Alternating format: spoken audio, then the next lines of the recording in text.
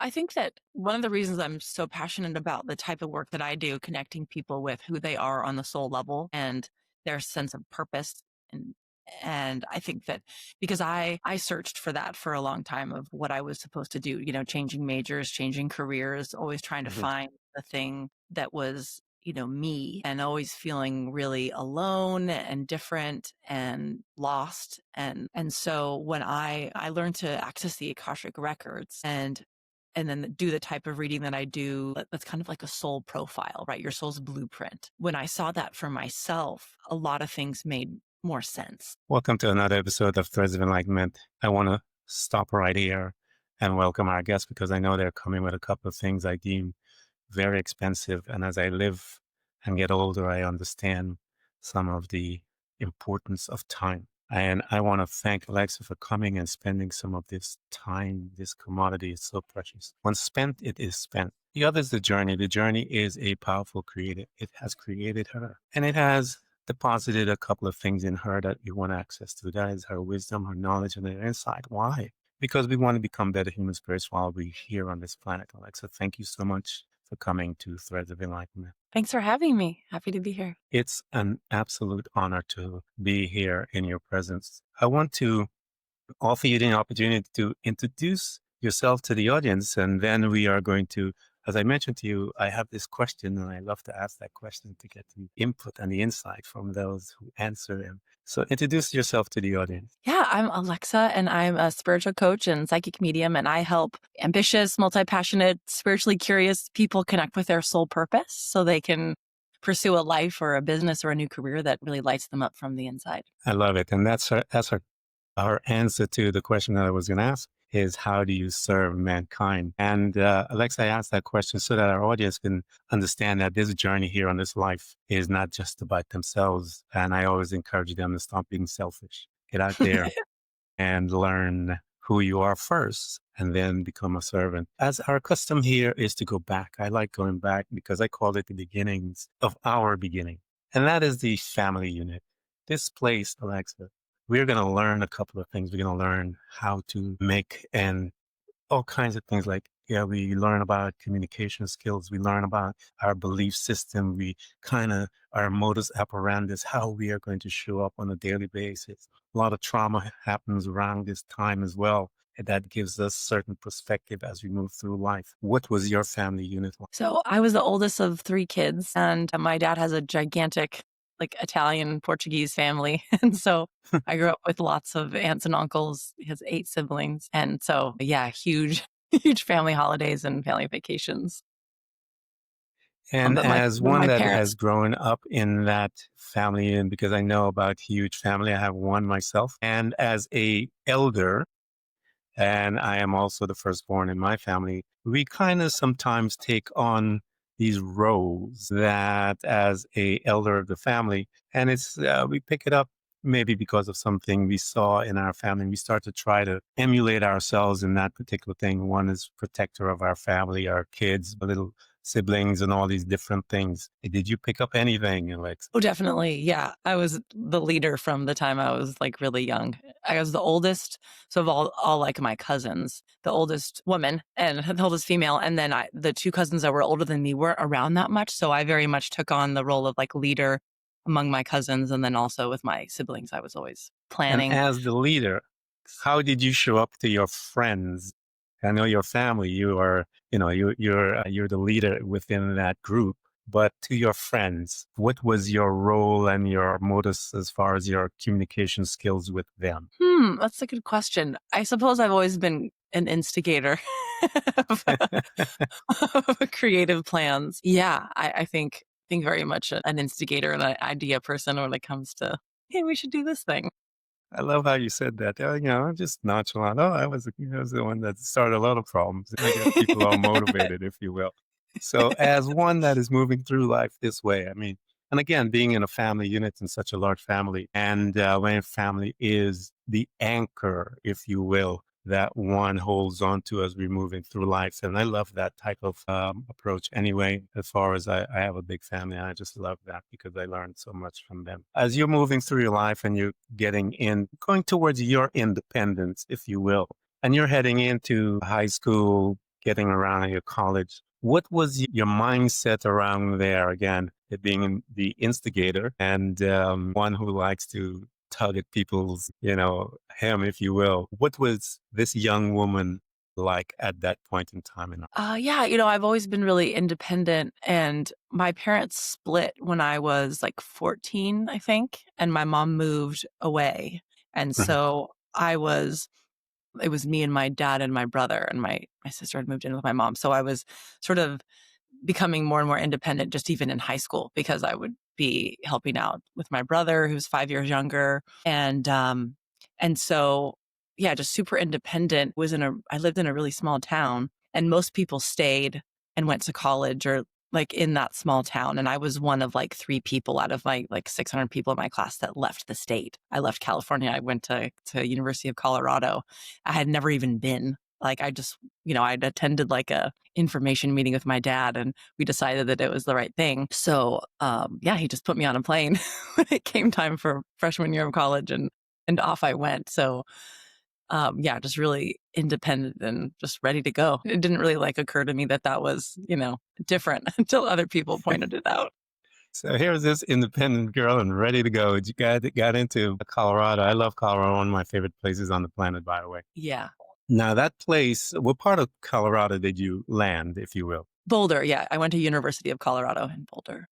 Okay, so here you are in Boulder, Colorado, and I know the mindset of those folks in Boulder, Colorado, the free-spirited folks, and the approach to life of how they were. Here is this independent girl. How did she land when she got to this university?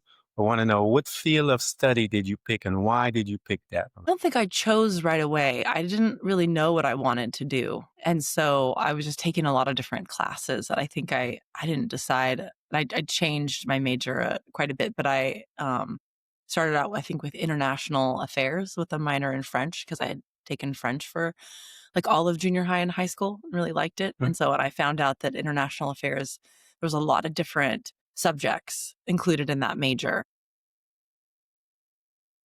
French would be like a part of it. It just seemed like interesting. So I went down that path. International affairs affords you the opportunity to look into cultures, look into different types of mindset beliefs. How did that impact you as an individual? And again, you hadn't decided yet as to the direction, but still these things have influences on us as we are inputting data, if you will. As you were this independent individual inputting data about all the different belief system and out there, what did you begin to notice about the effects of it on you? Yeah, that's an interesting question. I feel like I just loved taking all like learning about all these different things, and learning about things all over the world felt expansive. Yeah.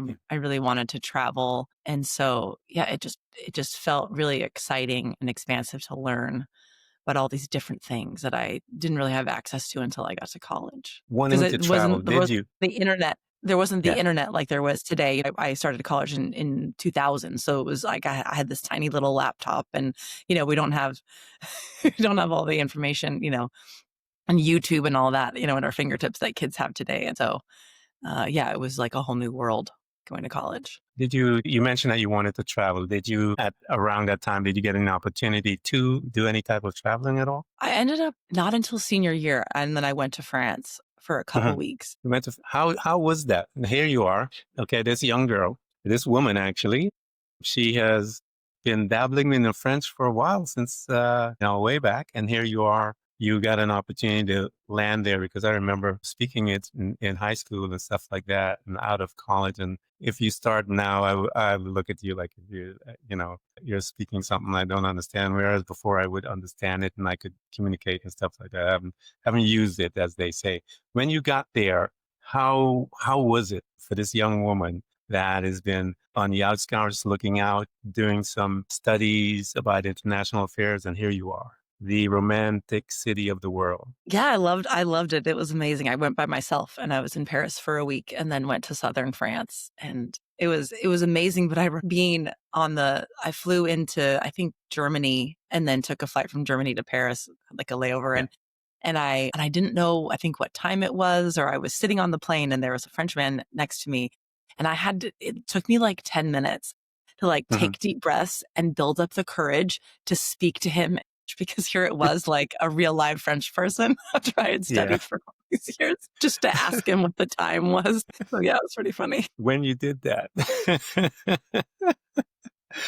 how did your interaction started? Because again, the reason why I'm asking these things is because I want people to get an opportunity. All of us, we just regular people, just going through all kinds of crazy stuff, and because people look at us, Alexa, and they say, well, "You have done this, you do that," and we all have humble beginnings. We didn't start on the top of doing all this kind of stuff. We were broken and then put together. What was your interaction with that gentleman? And once you got there and you started expanding your communication skills and with others there, and how was she doing? How is this woman, Alexa, doing there? You said you had so much fun and it was great. How was she doing at that time? Yeah, I mean, to that man, he had no idea, that I was nervous or anything. He just casually told me the time and went back to reading his newspaper. And that was the end of it. But I found that the French people were really, really nice. Yeah, I think that sometimes Americans have like this, perception that French people are rude or, I'd heard all these things, but yeah. I thought they were so kind and helpful when I would get lost. I'd have my map. I didn't have like a cell phone or anything and trying to find my way. And I met so many great people and my French improved. Like even just during that trip, I was pretty fluent, but it was really great to practice like that. I was talking to so many different people and yeah, it was amazing. So I was thriving. Isn't it great to be there? It's something that I'm asking these things because we are manifestors. We are manifestors and we do things. And here is this young woman who is studying when she's young, the language, the French language. I'm sure you have thought in your mind and your heart, you said it one day, I'm going to go visit and so forth. And we kind of manifest things as we're going through life. We kind of complicate this thing. I try to tell people, all of us manifesting things all day long. It's just that we don't recognize that we are until when we get into a dark space. And then everything comes crumbling down and we believe we can't manifest. And all it is we have to now learn to reprogram ourselves to the type of manifestation we want to come and bring into our life. Not the fact that we don't manifest. We've been doing it all of our life. How long did you stay traveling? And when did you get back into quote unquote the real world, girl? Well, I was still in college. I was in my final semester, and so I was there for a couple weeks. I did I think like an extended spring break. So when I got back, it was then back into work and school to Yeah. finish out the school year. When you graduated, where did you end up? What career did you pick? You have this piece of paper and the celebration is there and you have the tassel, you threw it up in the air, you did all the stuff that they do to celebrate.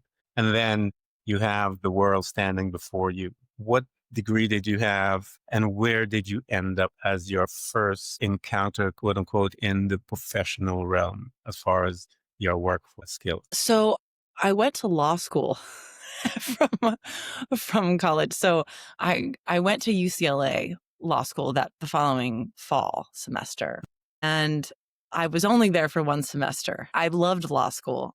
It was Yeah. it was great fun, but as soon as I got there, I realized that I wasn't supposed to be there. And I couldn't really put my finger on what it was. My dad's a lawyer. I think a lot of people thought I would be a lawyer. I had always been told I was like the smart girl. And when you're told that you're smart, you think you're supposed to go to medical school or law school, Yeah. and not pursue the creative, interest that I had. And I think that was a lot of me putting that on myself. It's not like my parents were like, you need to go to law school. But I took I took the LSAT on a win, like last minute, signed up for it in the fall and got a really good score and was like, oh, well, I guess I should go to law school then. You just feel like that's the natural next step. But I left after the first semester.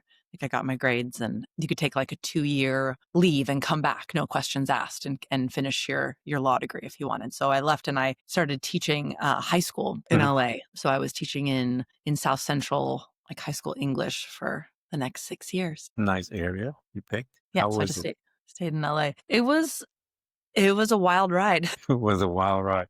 That's a loaded response, Alexa. You say a wild ride because, as I said, that's just loaded. There's so much in there, impact in that. Unpack some of that for us, because you have to deal with a lot of things here. You have to make a lot of internal dialogue with yourself as you're dealing with the students and all these different things in relations to your future, your life, all of these different things that are going to be going on within this particular time in your life. How is she doing? How is Alexa doing with all of that? Because again, that's a nice, wonderful area to be in. Uh, Teaching. How did you make it on a day-to-day basis? How did you deal with you and the kids as a teacher? Yeah, I mean, definitely was tough at times. Because I pretty much got thrown in. You know, Yeah, I started substitute teaching that spring semester, and then there was a teacher who was retiring, so I took over his and it was his math classes, and I wanted to be an English teacher, but there was an opening, and so I had asked the front desk. I was like, "Do you have somebody, lined up to take over his class?" They're like, yeah, "No, do you know anyone that can teach math?" I was like, "I can." I'm like, "Oh, okay, great."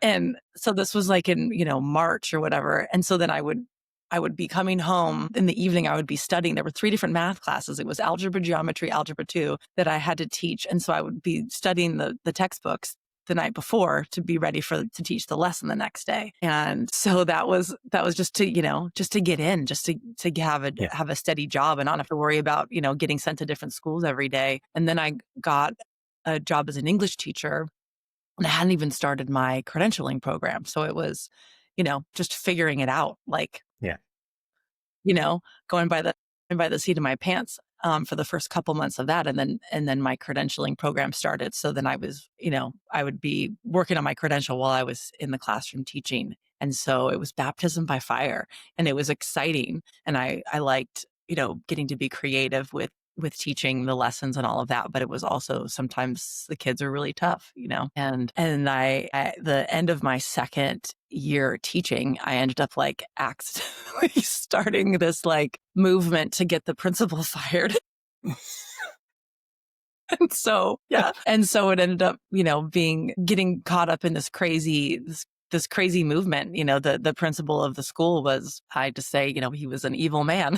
And he was doing a lot of things that were not great, that were just on a lot of different fronts that were not great for the kids. He was lying to the faculty. He was changing classroom titles in the middle of the semester. He was threatening kids. He was not letting them have lockers, like all this crazy stuff that was happening. And the teachers union had been trying to get him out. And some things happened like while he was in my classroom with another teacher, and it just started this whole movement. And so they called it the revenge of the smart, a revolt of the smart kids. Cause I had this AP class, and, they had been writing, learning how to work on their persuasive writing and speak up for themselves. And so we had all these protests out in front of the school, and the news came, and the kids really got to be at the front of that. And I mean, I did get on a bullhorn a couple times, but yeah.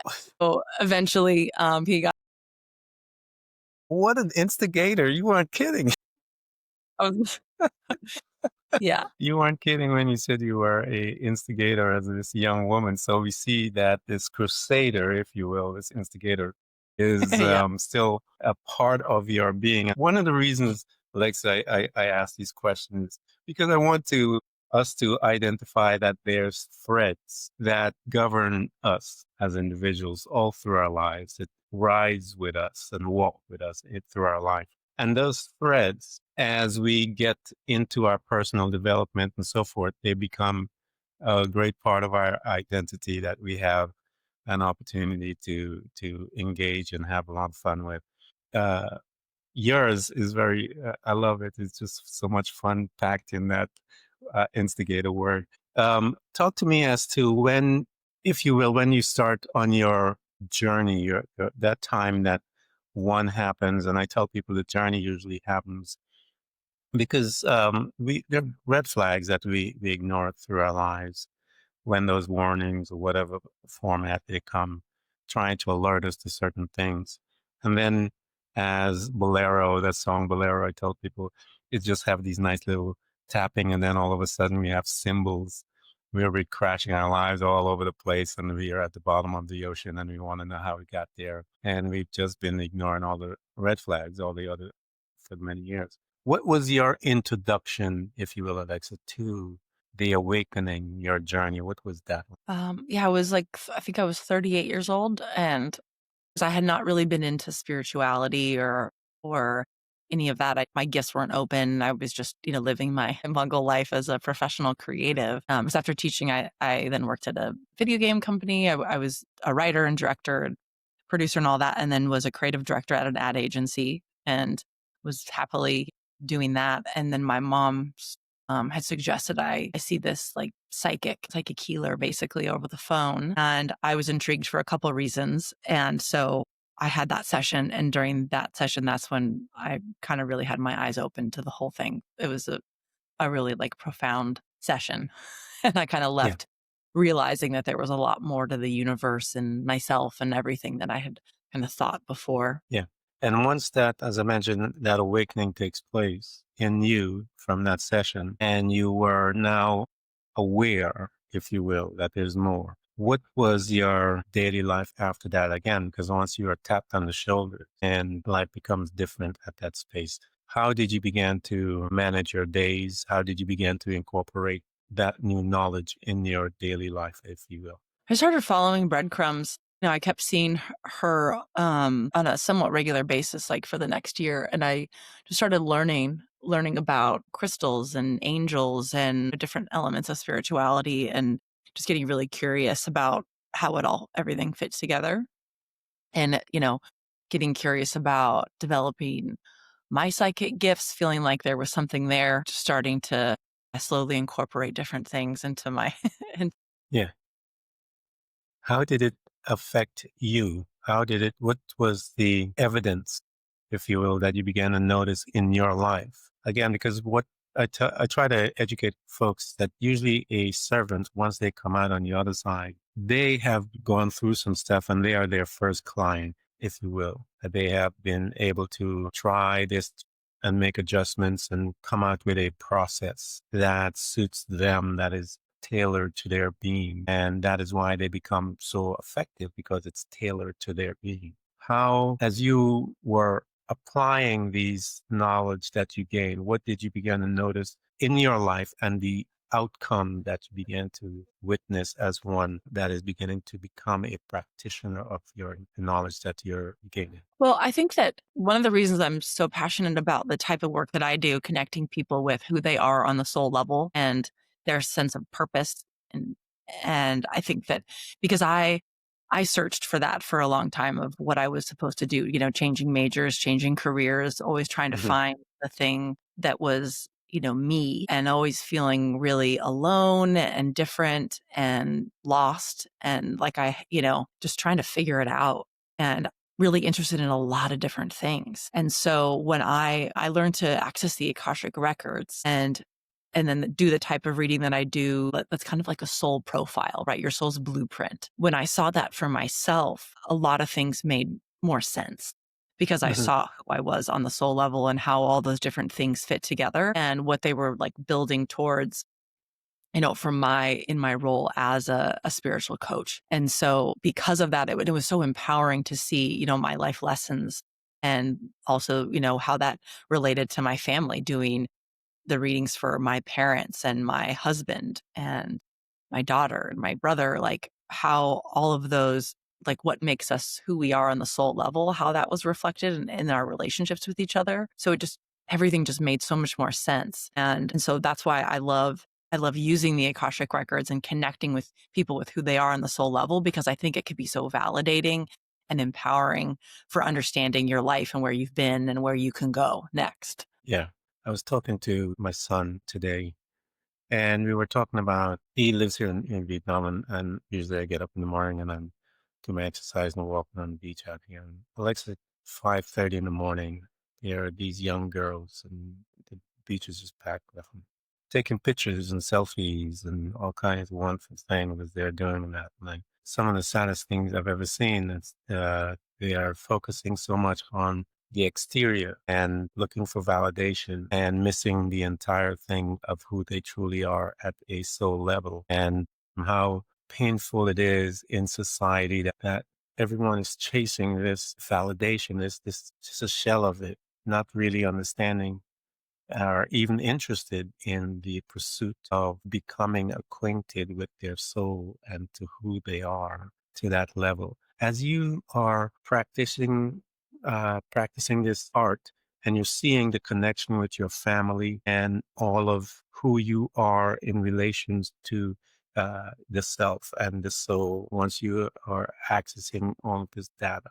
When you began to witness the effect of it in you and your family, what did you notice in both you and your family? How did your dynamics change? Did anything manifest other than what you were seeing? I feel like I have more clarity and confidence around who I am. Yeah. Has been the biggest thing. I feel like when you know who you are, you have more confidence in going after your goals and where your soul is pulling you because you know where it's coming from and you Uh-huh. feel you have that validation. In terms of how it changed the dynamic with my family, I think that we just have a greater understanding of each other. Like my husband and I talk a lot about, our life lessons or things about who we are on a soul level and our daughter. So I Yeah. think it just gives you a little bit more like ascended perspective then about those interactions. Talk to us, for those that are listening to us. I want someone has heard us chatting and they're interested in coming to you. What does that process look like once they engage with you? And I was looking at some of your services and things that you provide. What does that look like for an individual, again, as they are interested in coming and learning from you? What is the process that you usually put them through, if you will? Or that you walk through? And I know in most cases, sometimes it's different depending on the need of the individual. What does that look like? Yeah, my favorite way of working with people is inside of my 3-month program, Soul Purpose Alchemy, which is a 3-month one-on-one coaching and healing program. And so Mhm. in that's, all the Akashic Records work that I offer on my website, the single sessions, that's all included in that. And so in that program, we start off with the deep dive into the Akashic Records, into your soul profile. So you can understand who you are on the soul level, and then also doing a lot of clearing of all of the past life blocks and restrictions, karmic complexes, things that you've picked up along the way through all of your Yeah, incarnations to clear all that out. And so in the beginning, we do a lot of healing and clearing work, diving into past lives and inner child and really getting your energy more clean and clear so we can set the stage for stronger intuition development. And so hmm, then moving into more of that, really getting you connected with your inner wisdom, connecting to your guides or angels if that resonates with you, or your higher self, whatever it is, to really get you anchored in your own intuition again after you've cleared out that clutter.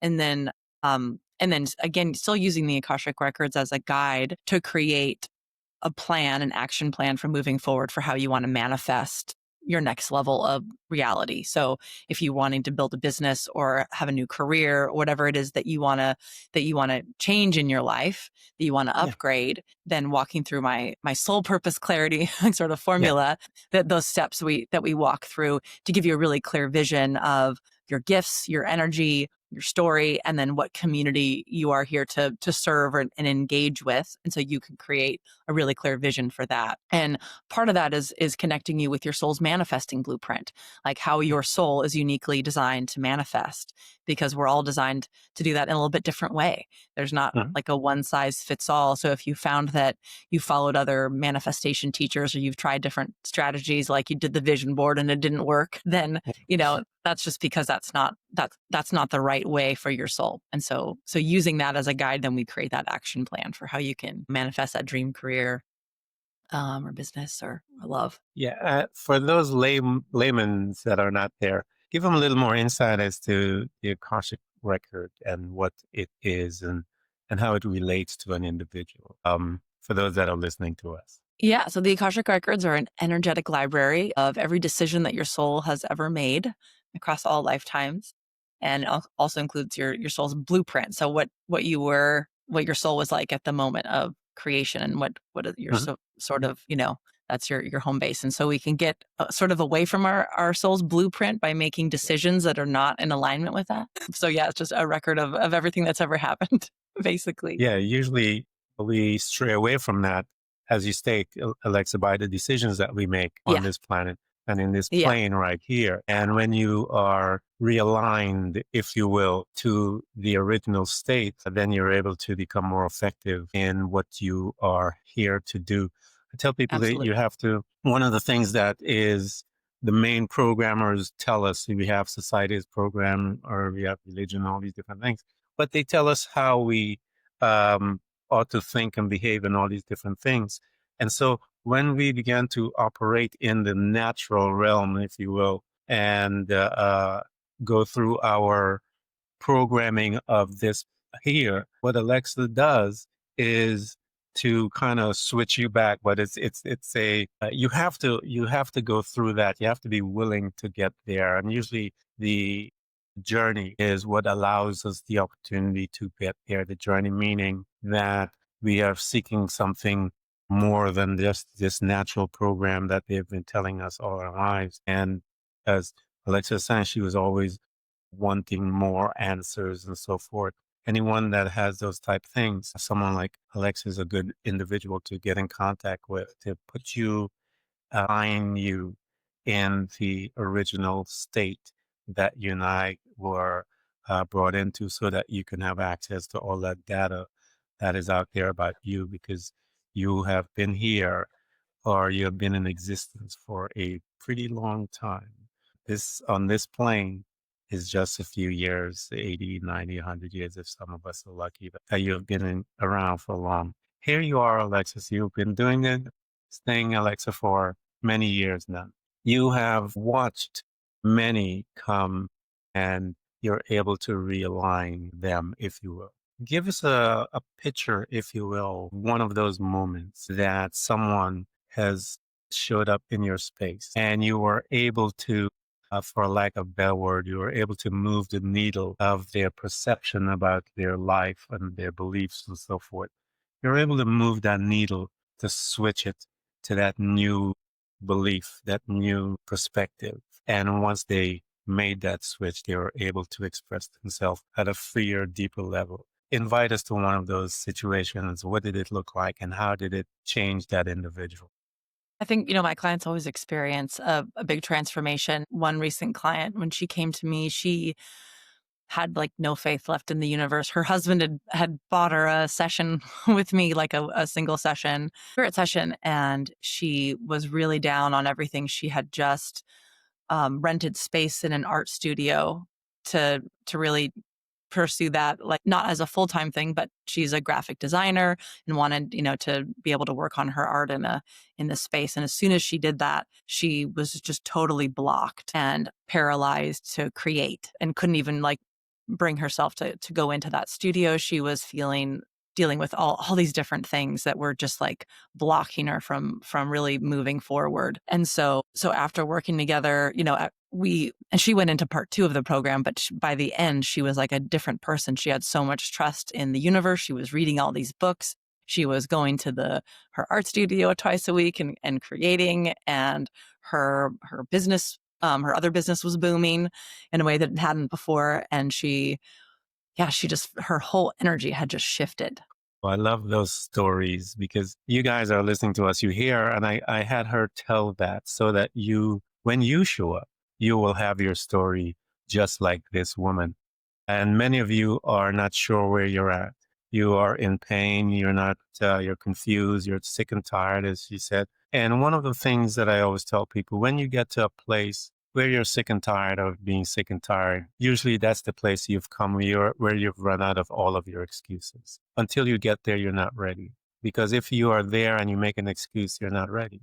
But when you've run out of all of it and you got nothing left and you show up, I guarantee you will get your desired outcome faster because you are at a place by where you're ready to accept your invitation of change. Lex, I want to thank you so much for coming to Threads of Alignment. I love your instigator title and label that you gave yourself. I wanted to go into a lot more, but I just didn't want to get into too much trouble because I'm one of those an instigator myself. So I just want to thank you so much for coming and sharing your wisdom, your knowledge. And guys, we're going to provide all of her information so that you can get there. And I really adjure you to go get into her site, get familiar with her, get in contact, get into her class so that you can become a new individual that is guided. You are going to be realigned with who you are and become effective and change your life and the trajectory of you and your family and your community. So thank you so much for coming to Threads of Enlightenment. Thanks for having me. It's an honor.